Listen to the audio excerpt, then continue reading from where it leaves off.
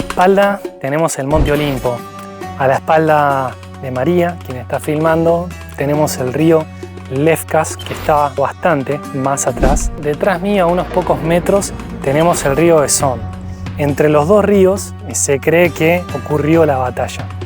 Por lo tanto, siguiendo más o menos lo que dijeron los historiadores, estaríamos hablando de que los romanos estaban situados sobre este lugar, sobre este lado, terreno un poco montañoso si se quiere, de espaldas hacia Dion, que ya era posesión romana, porque había sido abandonada por las tropas macedonias que ya habían quedado protegiendo Pydna.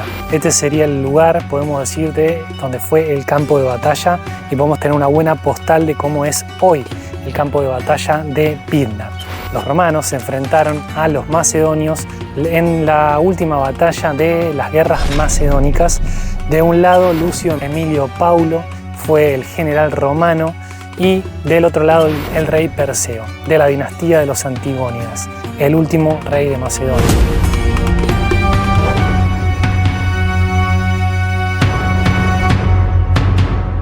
Al morir Alejandro Magno en 323 a.C., su imperio se fragmentó en reinos gobernados por sus generales, los diádocos.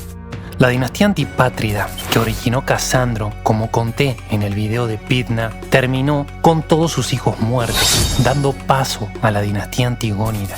Bajo esta dinastía, Macedonia mantuvo la hegemonía sobre Grecia, pero enfrentó revueltas constantes y luchas internas. Filipo V heredó un reino debilitado y buscó restaurar el poder macedonio mediante alianzas con Cartago durante la Segunda Guerra Púnica, lo que alertó a Roma.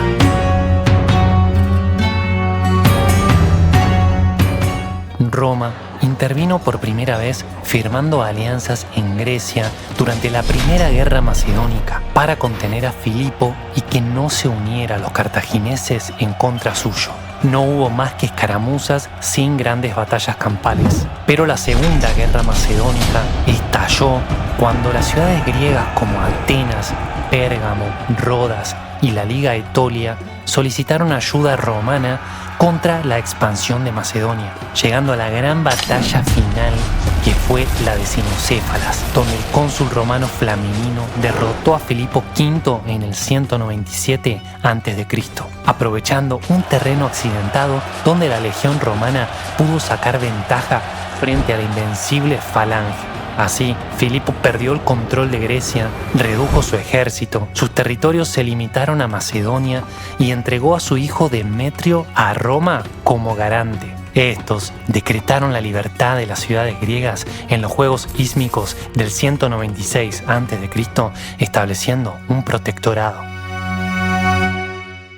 Estoy en el sitio arqueológico de Ismia, donde Tito Flaminino estuvo acá anunciando a los griegos la libertad de Grecia. Luego de derrotarlo a Filipo V en el campo de batalla de Cinocéfalas y anunciarle a todos los griegos acá en el estadio de Ismia lo que Plutarco y también Polibio nos cuentan, de que casi los griegos, por querer abrazarlo y agradecerle a Tito, que casi lo matan, se le tiraban todos encima y era un caos esa celebración en la cual Roma anunciaba la libertad de Grecia. La hegemonía de Macedonia sobre los griegos en este momento de la historia no era algo bueno para ellos. La mayoría querían liberarse, quitarse de encima de los macedonios, y por eso recurrían a un extranjero para que los ayudara con esto. Temerosos de que por sacarse el yugo de unos viniera el yugo de otros,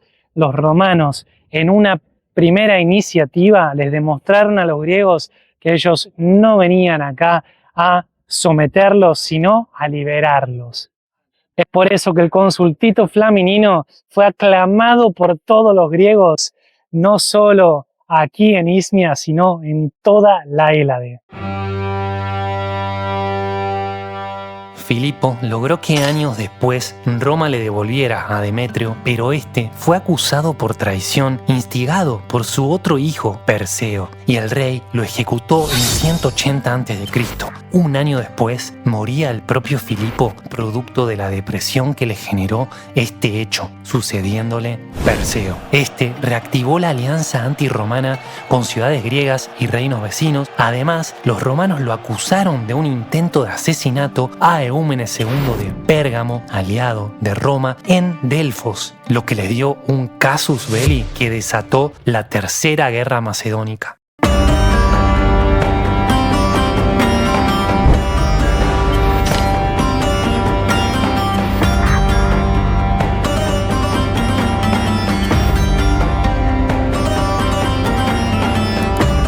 Me parece muy importante mencionar que los primeros enfrentamientos entre romanos y macedonios fueron todas derrotas para Roma, con la batalla de Calínico, la batalla de Uscana y la posterior expulsión de los romanos de Tesalia en el 169 a.C. Pero Perseo no supo aprovechar estas victorias y permitió a Roma reorganizarse. El Senado designó a Lucio Emilio Paulo como cónsul en 168 a.C., un comandante veterano sesentón y con una gran experiencia militar.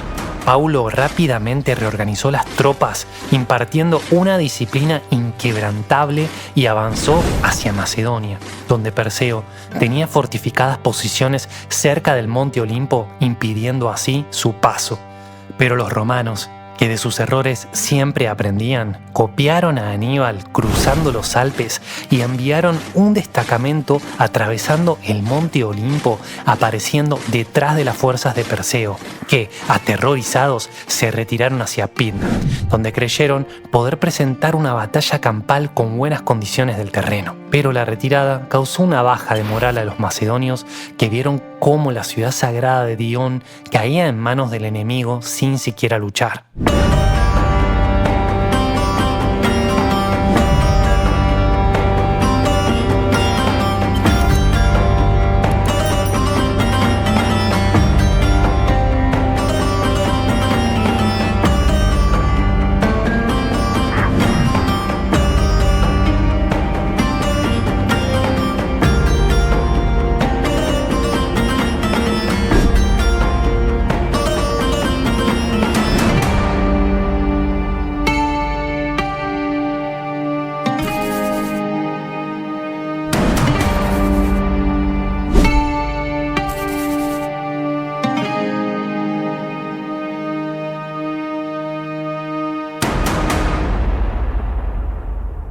Según Tito Livio y Plutarco, las fuerzas romanas constaban de 30.000 soldados de infantería y 3.000 de caballería. Además, tenían 22 elefantes del norte de África. Formaban parte los griegos de Pérgamo, Creta, Rodas y otras ciudades menores.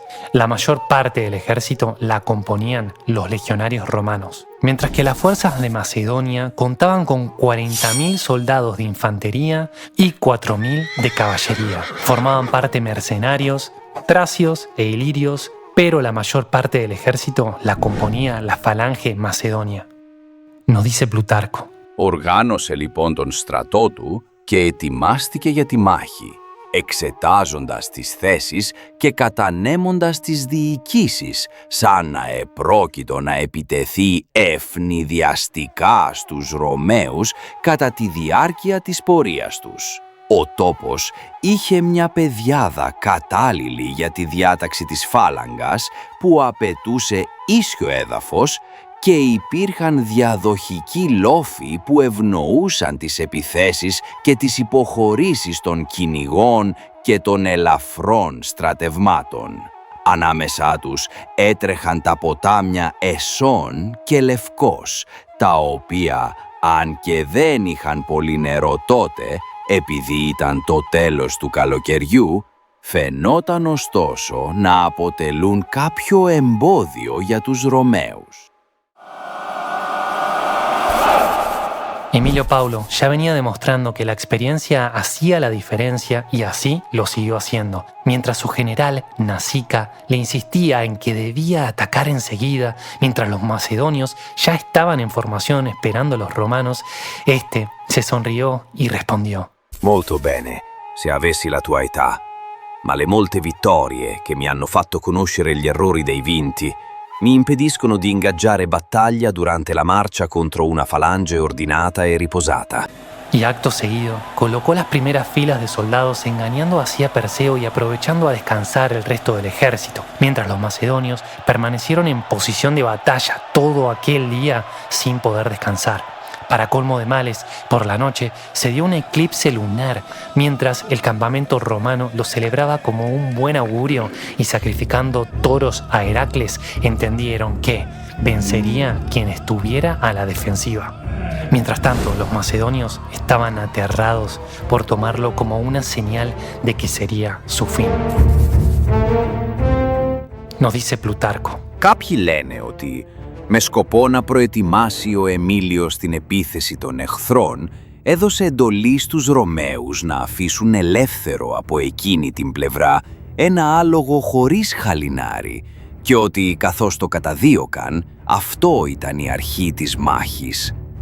Άλλοι όμως υποστηρίζουν ότι καθώς τα εφόδια των Ρωμαίων αποσύρονταν με σανό, οι Θράκες υπό τις διαταγές του Αλέξανδρου τους επιτέθηκαν και για να τους υπερασπιστούν έτρεξαν 700 λίγηρες και καθώς πολλοί έσπευσαν να βοηθήσουν και από τις δύο πλευρές, έτσι ξεκίνησε η μάχη. Si bien lo que se sabe es que a partir de uno de estos ríos, el Esón o el Lefkas, era el que abastecía de agua a los ejércitos y a partir de un pequeño altercado entre unos soldados que vinieron a buscar agua acá o un burro que se pasó de bando y la tregua se cortó porque mataron a uno de los tracios que era del ejército de Perseo y ahí estalló la batalla. Este puede haber sido uno de los escenarios que dio inicio a la batalla.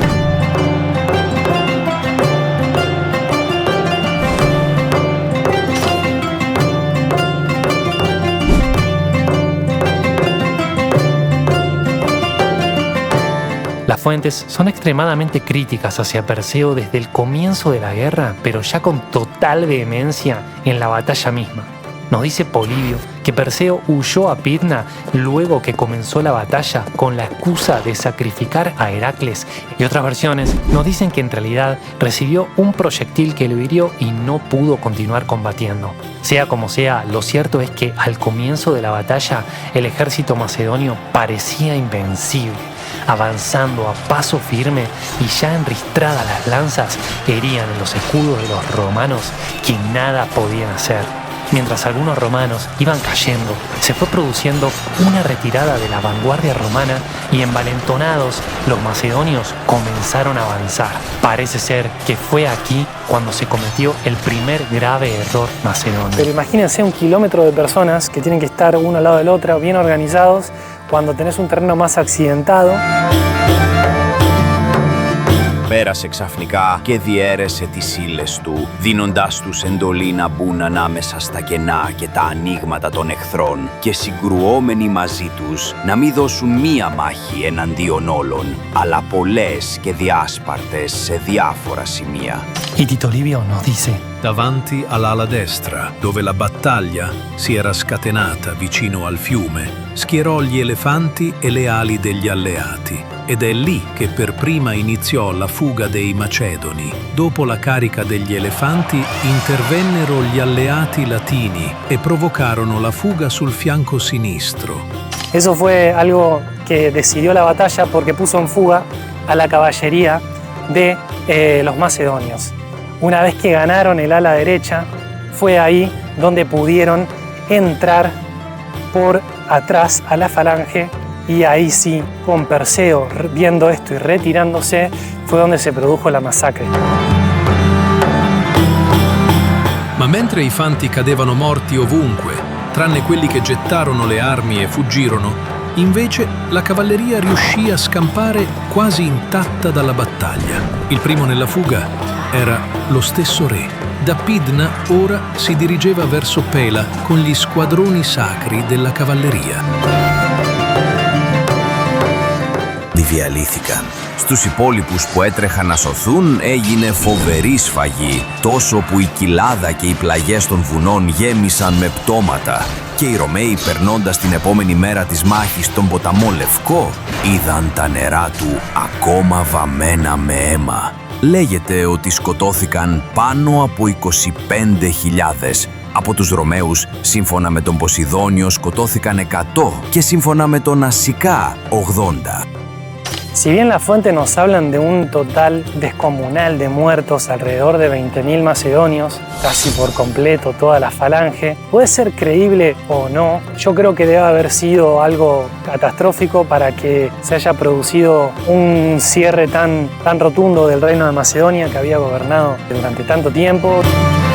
Como resultado de esta derrota, el ejército macedonio fue totalmente destruido y ciudad por ciudad, todas se fueron rindiendo a Emilio Paulo. La monarquía antigónida fue abolida y el reino se dividió en 4 repúblicas. Perseo, que había huido hacia Anfípolis, se refugió finalmente en la isla de Samotracia, buscando amparo ante el santuario de los grandes dioses, y solo se rindió al cónsul romano cuando ya no le quedaban más posibilidades de escape y le lograron capturar a uno de sus hijos. Nos encontramos en el santuario de los grandes dioses, aquí en la isla de Samotracia, precisamente en el lugar donde acudió Perseo en busca de asilo.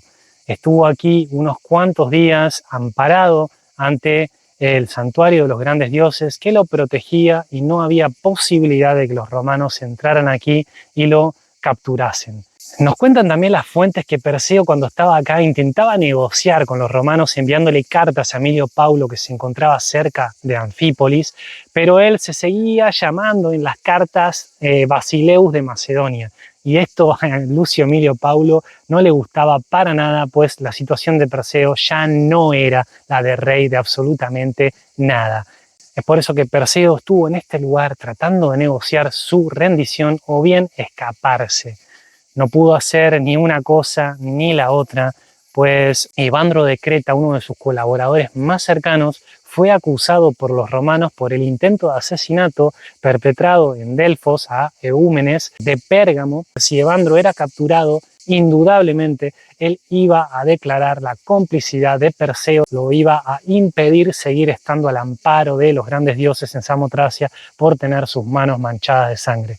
Pues el hecho había sido realizado en Delfos, es un lugar en el que no se podía de ninguna manera cometer un intento de asesinato. Por lo tanto, Perseo, teniendo terror a ser delatado, incitó a Evandro a que se suicidara, pero Evandro no lo hizo, por lo tanto, Perseo lo asesinó a Evandro aquí mismo en el santuario de los grandes dioses, y por ese motivo Perseo se dio cuenta que ahora era mucho peor su situación. Todo el séquito de Perseo se escapó de él, no quisieron saber más nada con estar aquí junto a él y únicamente le quedaron algunos de sus hijos, los cuales entregó a Ión de Tesalónica, quien lo acabó traicionando, entregándole sus hijos más pequeños a los romanos, y Perseo se quedó con su hijo mayor Filipo y ya sin poder hacer más nada, decidió entregarse a los romanos.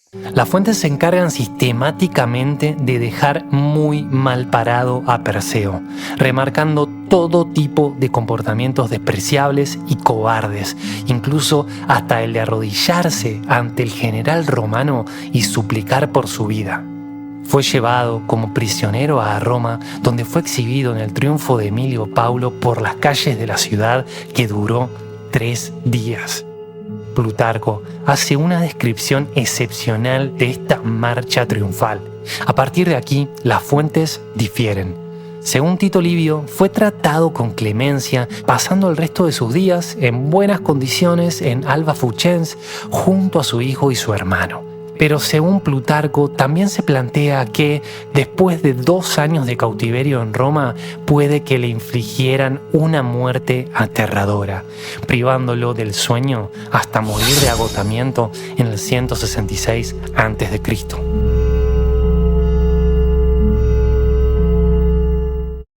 Habiendo visto en Delfos un gran pedestal construido de piedras blancas sobre el que había de colocarse una estatua de oro de Perseo, mandó que en vez de aquella se pusiese la suya, pues era razón que los vencidos cediesen su puesto a los vencedores.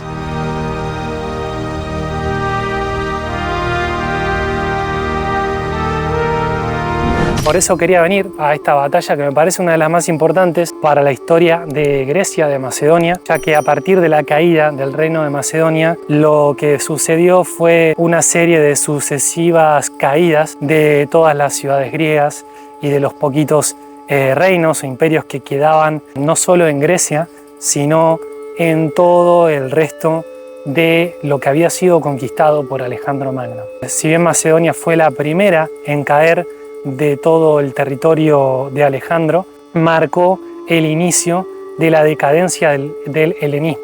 A su vez, existió una segunda batalla de Pydna en este mismo lugar, donde unos 20 años después, Andriscos se proclamó hijo ilegítimo de Perseo y logró restaurar el reino, aunque de manera efímera.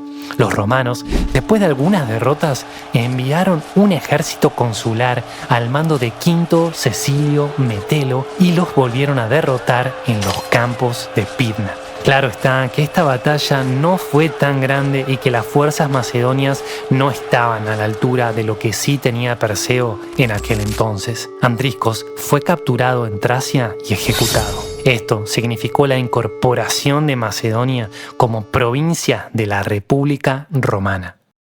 Los sucesores de Alejandro no hicieron más que debilitarse entre ellos durante casi 2 siglos, permitiendo así el ingreso de Roma a Grecia, que bajo la excusa de auxiliar a unos en contra de otros, fueron ganando poder hasta eliminar primero al más fuerte, Macedonia, y así, con su caída, sentenciar al resto de los territorios griegos que ya no iban a disponer de fuerzas suficientes para hacerle frente por separado. A pesar de que los griegos lo intentaron luego sin éxito, y lo veremos posiblemente en posteriores videos. Cabe destacar que para la mayoría de las ciudades y ciudadanos griegos, este cambio de época no significó un yugo terrible por el cual añorar la antigua libertad que los griegos tenían, sino más bien todo lo opuesto, pues se pacificó el territorio por varios siglos, lo que trajo mucha prosperidad, convirtiendo a Grecia en un lugar de culto y educación al que los romanos visitaban para instruirse y admirar ese pasado glorioso, el cual siempre respetaron, y hasta llegó a ser muy popular el turismo en Grecia, dando la posibilidad a que viajeros como Estrabón y Pausanias nos hayan dejado sus increíbles obras para toda la eternidad. Otra prueba de esta buena convivencia es que nunca se impuso el latín en Grecia, teniendo varios emperadores filohelenos como Marco Aurelio, que escribió sus meditaciones en griego. Continuó el idioma incluso hasta la caída de Constantinopla en 1453, sobreviviendo al duro imperio otomano hasta el día de hoy. En el próximo video vamos a seguir hacia Dion. Acá me subo al auto y vamos a mostrar más historia de Macedonia. Y si digo Dion, va a estar relacionado obviamente con la batalla, pero también con Alejandro.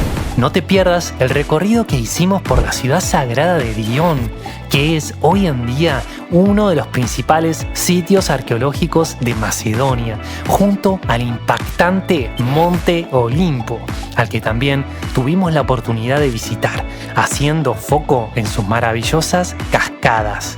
Si te gustó este video, realmente me ayudas muchísimo dándole un like, comentando y compartiéndolo con más fans de la historia antigua y sobre todo de Grecia. Si sentís que querés aportar aún más, podés unirte a esta comunidad de filolenos y ciudadanos del mundo por un costo mínimo mensual y acceder a más beneficios. Para más información sobre todos los lugares a los que voy visitando, podés ver mi página web tomaspalaciospay.com y seguirme en Instagram, que en historias destacadas puedes ver todos los viajes que llevo haciendo por Grecia. Si estás pensando en viajar a Grecia, contactame. Será un placer para mí ayudarte con tu viaje soñado a Grecia. Dejaré el link con más info en la descripción de este video y en el comentario fijado. Muchísimas gracias por ver este video. Su tutta la Grecia